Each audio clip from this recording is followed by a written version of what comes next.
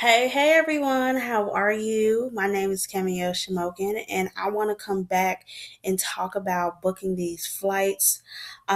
This video, we're going to go over booking flights from Raleigh, North Carolina to Punta Cana for the spring break Punta Cana trip. So, if you are watching this video and you're flying out of North Carolina, I did give you guys the options between Raleigh and Charlotte. I will say Raleigh is cheaper than flying out of Charlotte, but I want to give people that option to choose which one they want to fly out of. Now, I know I have a lot of Greensboro people, and some of you all may be wondering why she didn't provide flights for Greensboro. Like, you know, Greensboro. I get it. However, flights leaving out of Greensboro are a little bit more expensive than leaving out of Charlotte or Raleigh. And so, from my understanding, Greensboro isn't that far from Raleigh, I believe. And so, I recommend that if you guys are looking to save a few coins, just fly out of like Charlotte or Raleigh. However, if you want the convenience of flying out of your city, and I totally get it, you definitely want to look into some Greensboro flights, and you will literally go through the same exact process as I'm taking you through. Okay. So don't feel like, oh, she just didn't provide them because she didn't want to. No, it's more so because they were just so expensive. And you may be wondering why are flights more expensive leaving out of Greensboro versus the other two. And the reason being is that Greensboro is what I consider a minor airport versus Charlotte and Raleigh are major big hubs. So a lot of flights don't go in and out of Greensboro, making it very expensive for you to fly in and out of. Whereas with these airports, not Greensboro, Raleigh and Charlotte, they're what you call hubs. A lot of flights go in and out. A lot of times you have layovers in these airports, and because of that, they are typically cheaper to fly out of. Okay. So just to give you a little bit of background information, because I like to sprinkle nuggets on my clients. So you're gonna want to go to Priceline. I looked up Priceline and Southwest. Priceline had cheaper flights and more options. So you're gonna put in Raleigh. Raleigh's airport code is RDU, and then Punta Cana is PUJ, and then we're going to input the dates from the 24th through the 27th for one person. If you're booking flights for multiple people, you definitely want to put in the number of people you're booking flights for. And then you're going to click on find your flight. So, how this video will work is that I will show you how to choose flights for your trip. I will show you how to upload them to Air Affordable and then make your deposit for Air Affordable. And then also, if you want to pay for these flights outright, I'll show you how to do that too. Okay. So let's go over the first option real quick. And I'm gonna tell you why I don't like the first option and why you should be very cautious about booking flights, especially if you're a first time traveler. So the first flight leaving out is let's highlight this. It's a 25, sorry. It's a 25-hour flight to go to Punta Cana from Raleigh. That is absolutely ludicrous. Okay. And then also it's at night. The thing about this trip is that it's only 4 days. So I recommend that you get a flight that one leaves early and two is a shorter flight. So somewhere under 10 hours. Okay. So we're going to leave this flight option alone. Even though it's cheap, not all good things um are meant to be booked. And then also look at it. You leave at 7:59 p.m. on the 24th. You don't arrive till the next day at night. So you literally lose 2 days of your trip. No, we're not booking that.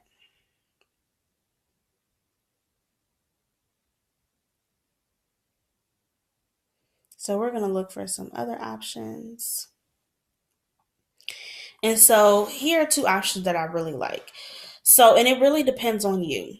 I prefer the second option, but for some people, they may prefer the first one. So I love the fact that the flight leaves at 7 a.m. I'm not a really big fan of the fact it comes at 5:34 p.m., but it's better than, nothing, right? What I do like is that the flight going back is also short. So it leaves at 8 a.m., which is really early in my opinion, especially because you get there so late on the 24th. But if you like to leave really early, you want to get home as soon as possible, that 8 a.m. to 3:30 p.m. isn't too bad. Um, However, if you are looking for a flight that leaves later, you can go with one of these options. So, I'm the type I don't want to stay at the hotel the entire time, so I will most likely go with this second option. So you leave at 7 a.m., you'll get there at 5:34 p.m., and then on your way back, you leave at 1:47, getting to Raleigh at 10:48. So I'm going to go ahead and select that, and then we'll be able to look at the details and see how long the layover is. So you'll be traveling from Raleigh to New York, and then from New York to Punta Cana. You have a 4 hour and 40-minute layover in JFK. Okay. And then on your way back, you have a shorter layover. You have a 2 hour and 54-minute layover. And then you get to see the rest of the flight details. This is exactly what we need to upload into Airfordable. And then they also always recommend if you want to like upgrade um, your flight so you can get a basic economy, main cabin, or Delta Comfort. Honestly, you can always upgrade later. It's not essential that you upgrade at this moment because you're just trying to get your flights booked. Later on, you can always upgrade your flight to, pay for that seat selection, get your bag secured, all that good stuff. But right now, you're just trying to secure your flight. So we're gonna go with this option. And to do that, you need to screenshot it. And the best way to screenshot it, especially if you're using a computer, is to download it as a PDF file. So we're going to click on those three dots. If you're using a Firefox or Internet Explorer, it may be a little different. And then we're going to click on print. We're going to click on save.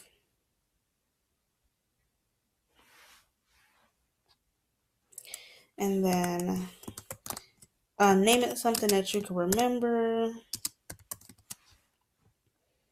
Press save. Now we're going to go over to Airfordable.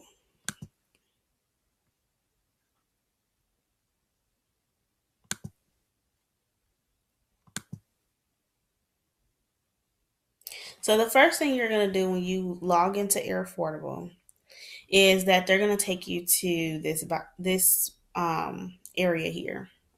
And so you're going to put in the dates of your trip, and then you're going to put in the price.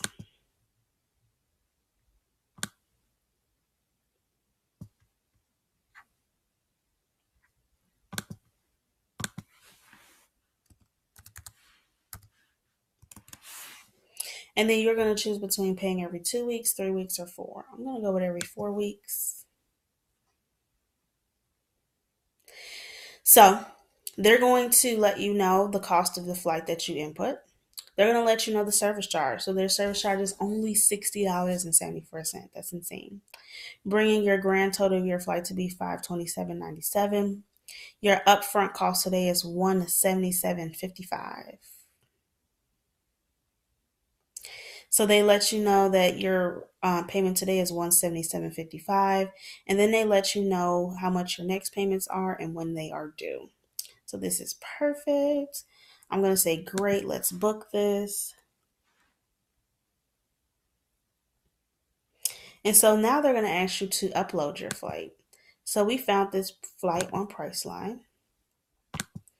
I'm going to upload it here. And then I'm going to press next. And then they're going to ask you for the route. So I'm going to put Raleigh to Punta Cana. And then I'm going to make sure I put round trip flight. And then they're going to say, when do you plan on going?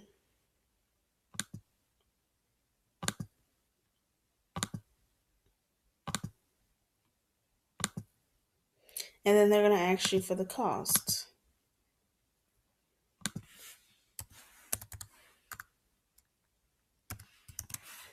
So it's 467.23. I'm going to click on next, and then I'm going to click on 4 weeks. And then the same information is going to populate. I'm going to press accept. And then here's where you will put your first, last name, gender, date of birth, and seat preference. If you are booking for additional people, you will just click add traveler, and then you can put their information in here as well. And then you'll scroll down, and then you'll put your card information. Once you input your card information, you can press submit and book your flight, okay? If you are not looking to upload your flight to Air Affordable and you would like to pay it outright, all you have to do is press continue to check out over here.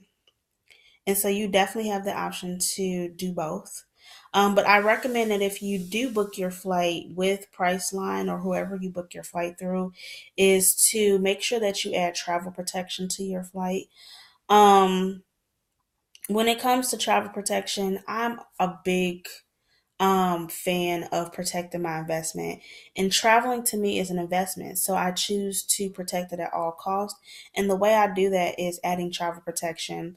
I believe travel protection is no more than $30 for a flight, so just go ahead and add it, because if you don't add it and you do need to cancel, all of your flights are non-refundable, which sucks, okay? Especially if you spent like $400 or $500 on a flight and you don't get any of that money back. So go ahead, do that. And if you guys have any questions, definitely let me know. I hope this video was helpful, and go ahead and start booking your flight. Talk to you later.